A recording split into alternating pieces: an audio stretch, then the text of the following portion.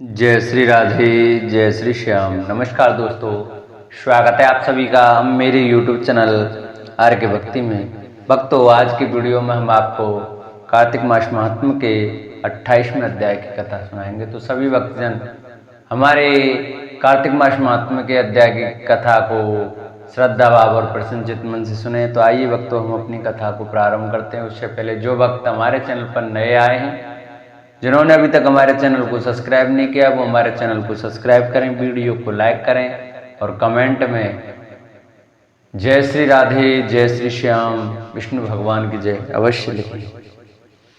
कार्तिक मास की कथा करती भव से पार, 28वां अध्याय सुनाऊं हुई हरि कृपा पार। राजा पृथु पूछते हैं, हे नारद जी, भगवान का अत्यंत प्रिय भीष्म पंचक व्रत कैसे प्रसिद्ध हुआ? तब नारद जी कहने लगे, हे राजा पृथु, यह व्रत आदिकाल से है, परंतु बीच में लुप्त हो गया था। फिर यह कैसे प्रसिद्ध हुआ, सो कथा हम तुमसे कहते हैं, सुनो। श्री कृष्ण जी ने भीष्म जी से इस व्रत का वृतांत कहा, तब सर्वप्रथम भीष्म जी ने इस व्रत को किया। इसी कारण तभी से यह व्रत भीष्म पंचक के नाम से प्रसिद्ध हुआ। हे राजन, भगवान श्री कृष्ण जब पांडवों की ओर से दूत बनकर कौरवों को समझाने गए, तो सबसे पहले विदुर जी के पास गए। विदुर जी ने उनका अत्यंत आदर सत्कार किया। फिर श्री कृष्ण भीष्म जी के पास गए। वहां जाकर कुशलक्ष पूछने के बाद श्री कृष्ण ने अपने आने का संपूर्ण वृत्तांत भीष्म जी से कहा। तब भीष्म जी कहने लगे, हे भगवान, त्रिलोकीनाथ होते हुए आप पांडवों की ओर से ही दूत बनकर क्यों आए? तब श्री कृष्ण जी हंसकर बोले, हे गंगा पुत्र, यद्यपि अत्यंत गुप्त वार्ता है, फिर भी मैं तुमसे कहता हूं, उन्होंने एक ऐसा व्रत किया है जो मुझको अत्यंत प्रिय है, इसलिए मैं उनके वशीभूत हूं। अब मैं उसका वृत्तांत तुमसे कहता हूं। पूर्व काल में उज्जैनी नगरी में 5 ब्राह्मण कवि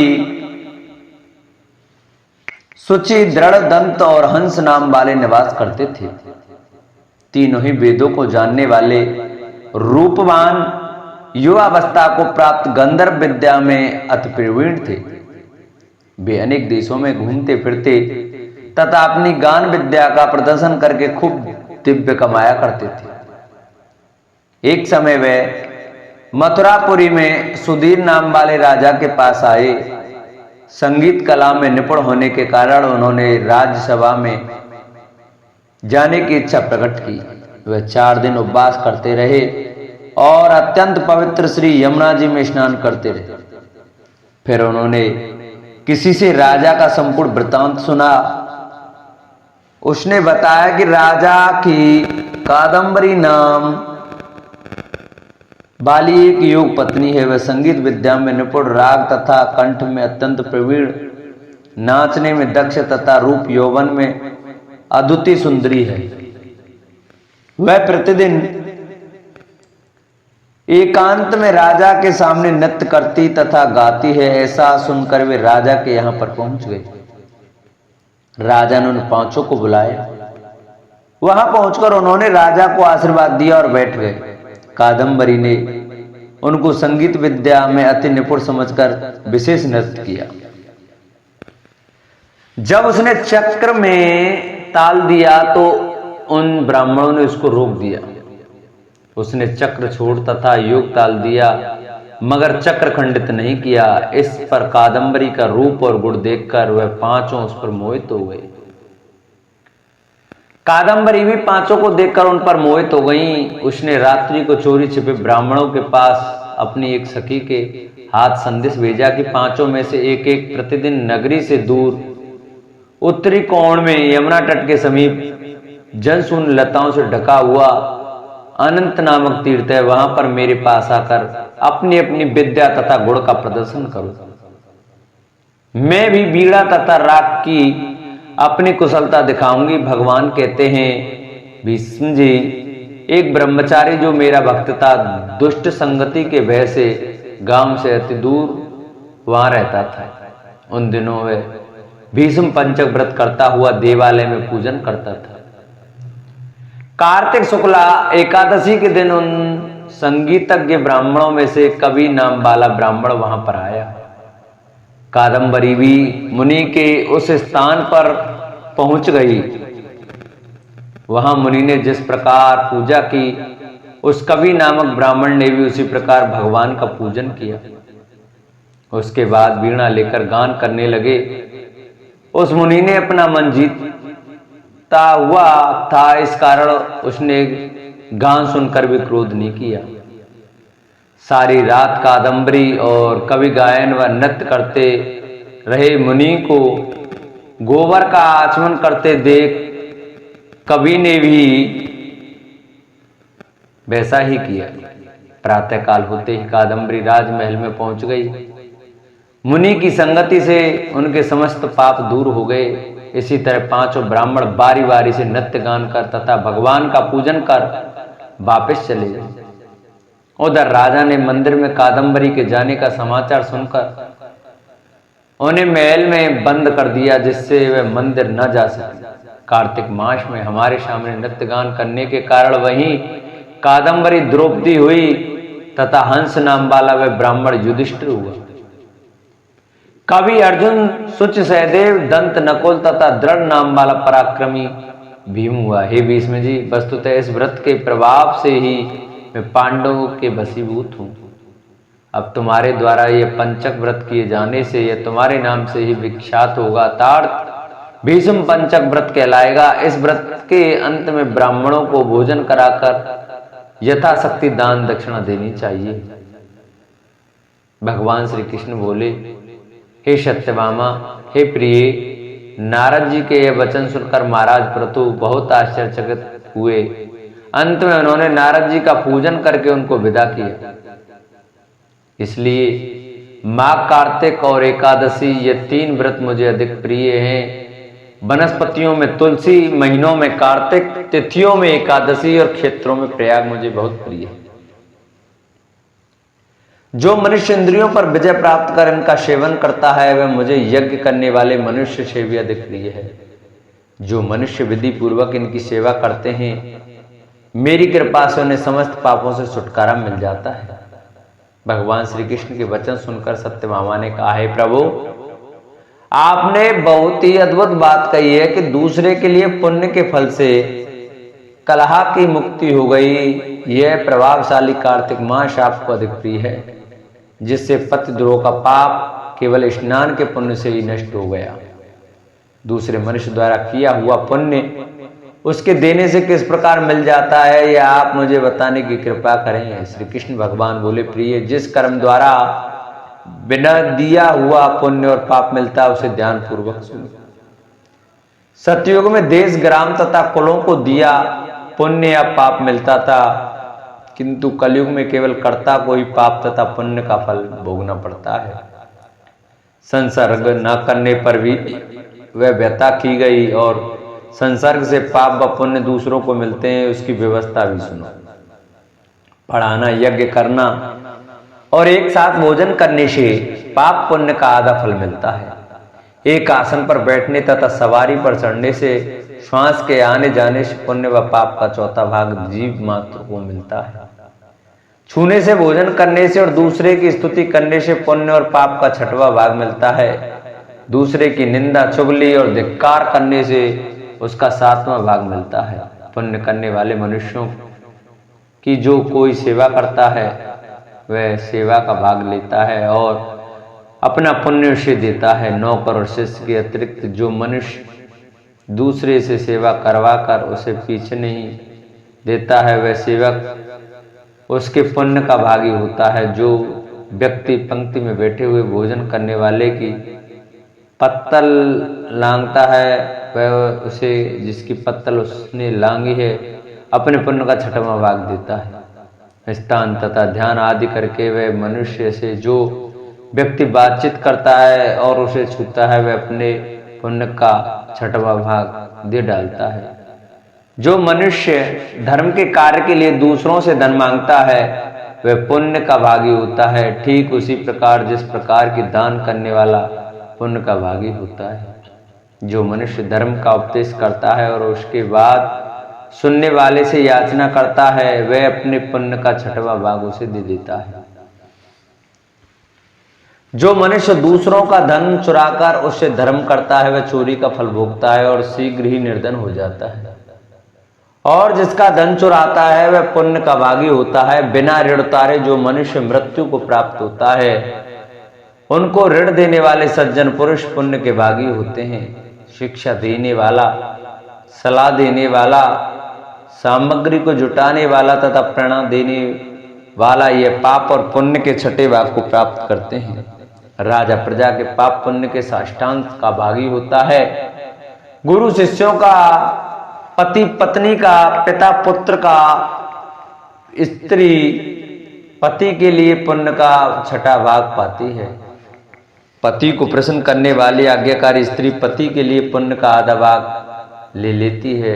जो पुण्यात्मा पराये लोगों को दान करते हैं वे अपने उनके पुण्य का छठा भाग प्राप्त करते हैं। जीव का देने वाला मनुष्य जीव का ग्रहण करने वाले मनुष्य के पुण्य के छठे भाग को प्राप्त कर देता है।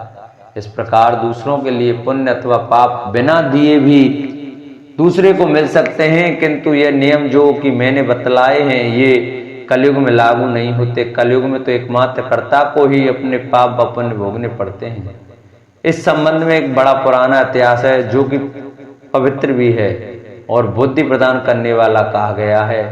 वैशंपायन जी कहते हैं, जन्मेजय, जिसका पुण्य क्षीण हो गया हो, उस ग्रह के समान भूमि पर गिरे हुए पति को देखकर राजा कंस की पत्नियां उसके मृतक शरीर को सब ओर से घेर कर बैठे। जो कवि पृथ्वी के स्वामी और संरक्षक थे, वे ही पतिदेव आयु समाप्त होने पर भूमि में शैया पर सो रहे हैं।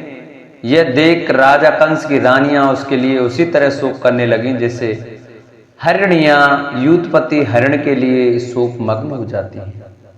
वे विलाप करती हुई कहने लगी, हाय माँ बाहू, वीर आपको वीर व्रत प्रिय था।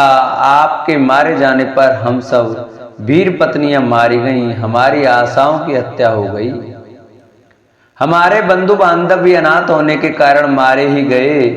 रासरुमणे, आपकी मृत्यु संबंधिनी इस अंतिम अवस्था को देखती हुई हम सब आपकी पत्नियां अपने बांधवों सहित दीनतापूर्ण विलाप कर रही हैं। प्रभो, आप हमारे महाबली प्राणनाथ थे। आपके मारे जाने से हमारी तो जड़ कट गई। हाय, आपने हमें त्याग दिया। हा प्राणधार, हम मन में रति सत्संग की लालसा रखकर भी मानवावस्था में प्रणय कोप से युक्त हो जब पृथ्वी पर लताओं की भांति लौटकर विपरीत चेष्टा करने लगती, उस समय आप हमें प्रेम पूर्वक मनाकर सैयाओं पर सुलाते थे। अब हमें कौन इस तरह उठाकर सेजों तक ले जाएगा, सौम्य जिससे मनोरम निश्वास वायु निकला करती थी। आपके उस कांतिमान मुख को सूर्य जल रहित तालाब में उगे हुए कमल की भांति अपनी दुसह किरणों से दग्ध कर रहे हैं। यह युवावस्था आपके योग्य नहीं है। ये आपके कुंडल रहित सूने कान, जिन्हें सदा ही कुंडल धारण करना प्रिय रहा है, इस समय कंठ में विलीन होकर शोभा नहीं पा रहे हैं। वीर संपूर्ण रत्नों से विभूषित आपका यह मुकुट कहाँ है जो आपके मस्तक पर सूर्य की प्रभा के समान अतिशय शोभा का आदान करता था। प्राणनाथ, आपकी रानियां जो अंतःपुर की शोभा बढ़ाती थीं, आपके लोकांतर में चले जाने से अब दीन और अनाथ हो गई हैं। नाथ सुना था कि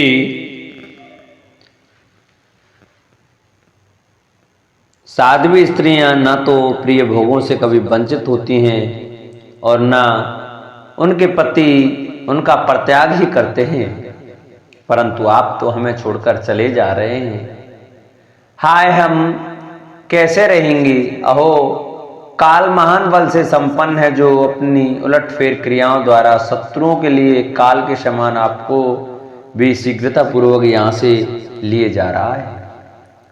नाथ, आपने हमें सदा सुखों में ही रखकर पाला पोसा और बड़ी क्रिया की है। हम दुख भोगने के योग्य नहीं हैं, किंतु आज आपसे बिछुड़कर विधवा होकर दयनीय दशा को पहुंच गई हैं। अब हम कैसे यहाँ रह सकेंगी? जिनके मन में सदाचार के पालन का लोभ हो, उन साध्वी स्त्रियों के लिए एकमात्र पति ही परम गति है, सबसे बड़ा सहारा है। किंतु महाबली काल ने हमारे उस सहारे को काट डाला।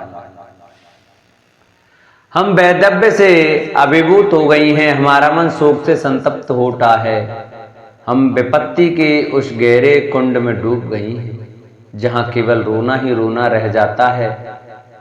अब हम आपके बिना कहाँ जाएंगी? हमारा समय आपके साथ ही बीता है। हमने आपके अंक में ही क्रीड़ाएं की हैं, किंतु एक ही क्षण में हम उस सौभाग्य से वंचित हो गए। सचमुच ही मनुष्यों की गति अनित्य है, क्षणभंगुर है। दूसरों को मान देने वाले महाराज, आपके निधन से हम सब की सब निर्बल हो गई।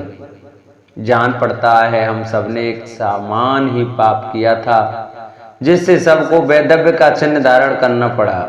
आपने हम मृत प्रिया रमणियों को स्वर्ग के समान सुख भोग देकर सदा हमारा लालन पालन किया था। हम सभी आपके प्रति कामासक्त रही हैं, फिर आप हमें छोड़कर कहाँ जा रहे हैं? देवोपम प्रभो, आप ही हम अनाथाओं के नाथ हैं। जगन्नाथ मानव कुररी के समान विलाप करने वाली अपनी इन स्त्रियों को कुछ उत्तर देने की कृपा करें। माँ बाप, जबकि आपके सभी बंधु मारे जा रहे हैं और स्त्रियां शोक से पीड़ित हैं, ऐसे अवसर पर आपका परलोक गमन हमें बड़ा दारुण प्रतीत होता है। प्रियतम वीर, निश्चय ही परलोक की सुंदरियां बड़ी ही कमनीय हैं, जिससे आप अपने घर की इन रानियों को छोड़कर उनके पास जाने के लिए प्रस्थित हो गए। अधिक से अधिक सुख सुविधा प्रदान करने वाले महाराज, क्या कारण है जो अपनी इन पत्नियों के रोने और आर्तनाद करने पर भी आप मोहवश इनके दुख को समझ नहीं पाते, अथवा इस मोह निद्रा से जाग नहीं उठते हैं? और पुरुषों की यह परलौकिक यात्रा बड़ी ही निर्दय होती है, क्योंकि वे अपनी पत्नियों को छोड़कर उनकी कोई अपेक्षा न करते हुए चल देते हैं। स्त्रियों का बिना पति के ही रह जाना अच्छा, किंतु उनके लिए सूरवीर पति का होना अच्छा नहीं है, क्योंकि वे सूरवीर स्वर्ग लोक की सुंदरियों को प्रिय होते हैं और वे सुंदरियां भी उन सूरवीरों को प्रिय होती हैं। अहो, जिन्हें युद्ध ही प्रिय था, उन आपको अदृश्य भाव से शीघ्रता पूर्वक ले जाने वाले काल ने हम सबकी अंतरात्माओं पर एक साथ ही प्रहार किया है। वीरवर, आप युद्ध में जरासंध की सेना का विनाश करके यक्षों को भी हराकर इस भूतल पर एक मनुष्य मात्र के हाथ से किस तरह मारे डाले गए। इंद्र के साथ बाणों द्वारा युद्ध करके जो सम्रांगण में अमरों से भी पराजित न हो सके, वे भी आप एक मरणधर्मा मनुष्य के हाथ से कैसे मारे गए? आपने अपने बाणों की वर्षा से पासधारी वरुण को परास्त करके क्षोभ्य महासागर को भी विक्षुब्ध करते हुए उसके रत्न रूपी सर्वस्व का अपहरण कर लिया था। एक बार इंद्र ने जब वर्षा में कमी कर दी, तब आपने अपने सहायकों से बादलों को जीतकर पूर्ववासियों के हित के लिए बलपूर्वक वर्षा कराई थी। भूमंडल के समस्त भूपाल आपके प्रताप से नतमस्तक रहा करते थे और उपहार के रूप में आपके पास बहुमूल्य रत्न एवं वस्त्र भेजते रहते थे। इस प्रकार आप देवताओं के समान तेजस्वी थे। शत्रुओं ने आपके बल पराक्रम को प्रत्यक्ष देखा था, तो भी आपके ऊपर ऐसा प्राणांतकारी घोर वह कैसे आया? हा नाथ, आपके मारे जाने से आज हमें विधवा की पदवी प्राप्त हुई है। हम सदा प्रमाद से दूर रहते थे, परंतु मतवाले कृतांत ने हमको भी मिट्टी में मिला दिया। नाथ, यदि इस प्रकार आपको जाना ही था, अथवा यदि हमें बुलाना भुलाई देना था तो वाणी मात्र से भी मैं जा रहा हूं, ऐसा कहकर विदा ले लेने में आपके लिए क्या परिश्रम था। प्राणनाथ प्रसन्न होइए, हम भयभीत हैं, आपके चरणों में मस्तक रखकर प्रार्थना करती हैं नरेश्वर। दूर देश में जाने और रहने से कोई लाभ नहीं, आप घर को लौट कर चलिए। वीर हमें आश्चर्य है, आप तिनकों और धूलों से लौटकर कैसे सो रहे हैं। इस तरह पृथ्वी पर सोए हुए आपके शरीर को उद्वेग क्यों नहीं होता है, जैसे किसी पर सोते समय आघात किया जाए, उस प्रकार किसने हम लोगों को यह अप्रत्याशित, जिसकी हमें कोई आशा नहीं थी, ऐसा घोर दंड दिया है। किस निष्ठुर ने हम सब नारियों पर इस तरह अत्यंत दारुण प्रहार किया है। अहो विधवा नारी जब तक जीवित रहती हैं उसे विलाप ही करना पड़ता है, उसका अंतःकरण रोता रहता है। हमें तो पति के साथ ही चलना है, ऐसे अवसर पर रो क्यों रही हैं। इसी बीच में कंस की दुखिया माता कांपती हुई वहां आई और कहा, हे मेरा बच्चा, कहाँ है मेरा बेटा। ऐसा कहकर जोर जोर से रोने लगी। उसने अपने मरे हुए पुत्र को देखा, वह कांतिहीन चंद्रमा के समान प्रतीत होता था। उसकी ऐसी दशा देखकर माता का हृदय विदीर्ण हो गया, उसे बार बार चक्कर आने लगे। वह पुत्र के मुख की ओर देखती हुई चीखने लगी, हाय मैं मारी गई। पुत्र वधुओं के आर्तनाद के साथ रोने बिलखने लगी। पुत्र के जीवन की इच्छा रखने वाली राजमाता उसके दीन मुख को अपनी गोद में रखकर आर्तवाणी में हा पुत्र कहकर करुणाजनक विलाप करने लगी। बेटा, तुम तो वीर व्रत में तत्पर रहते थे और अपने बंधु बांधवों का आनंद बढ़ाते थे। वत्स, तुमने क्यों इतनी जल्दी यहां से प्रस्थान किया है। पुत्र, तुम बिना किसी नियम नियंत्रण के इस तरह अत्यंत खुले हुए स्थानों में क्यों सो रहे हो। वत्स, तुम्हारे जैसे शुभ लक्षण संपन्न नरेश इस तरह भूमि पर नहीं सोते हैं। तीनों लोकों में जो बल में सबसे बड़ा चढ़ा था, उस रावण ने प्राचीन काल में राक्षसों के समुदाय में इस सत्पुरुष द्वारा सम्मानित श्लोक का गान किया था। मैं इस प्रकार बल और पराक्रम में बड़ा हुआ हूं तथा देवताओं का वध करने में समर्थ हूं, तो भी मुझे अपने ही भाई बंधुओं से घोर एवं अनिवार्य भय प्राप्त होगा। उसी प्रकार मेरा बुद्धिमान पुत्र अपने सजाती बंधुओं पर लुभाया रहता था, तो भी इसे भाई बंधुओं से ही यह देश विनाशक महान भय प्राप्त हुआ है। वह अपने पति बूढ़े राजा उग्रसेन से जो उस समय अचेत से हो रहे थे, बछड़े से बिछड़ी हुई हरणी के समान रोती हुई बोली, शुद्ध अंतकरण वाले महाराज, आइए आइए, अपने पुत्र राजा कंस को देखिए, जो वज्र के मारे हुए पर्वत की भांति वीर सैया पर सो रहा है। महाराज, अब हम लोग इसके लिए मृत्यु कालोचित कर्म करें, क्योंकि यह यमलोक में जाकर प्रेत तत्व को प्राप्त हुआ है। राज्य का भोग तो वीर पुरुष भी करते हैं, हम लोग तो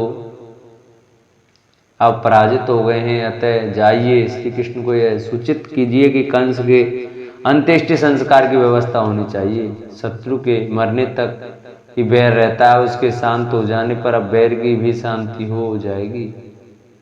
इसके प्रति कार्य तो करने चाहिए। मरा हुआ क्या अपराध करता है, अपने पति भोजराज से ऐसा कहकर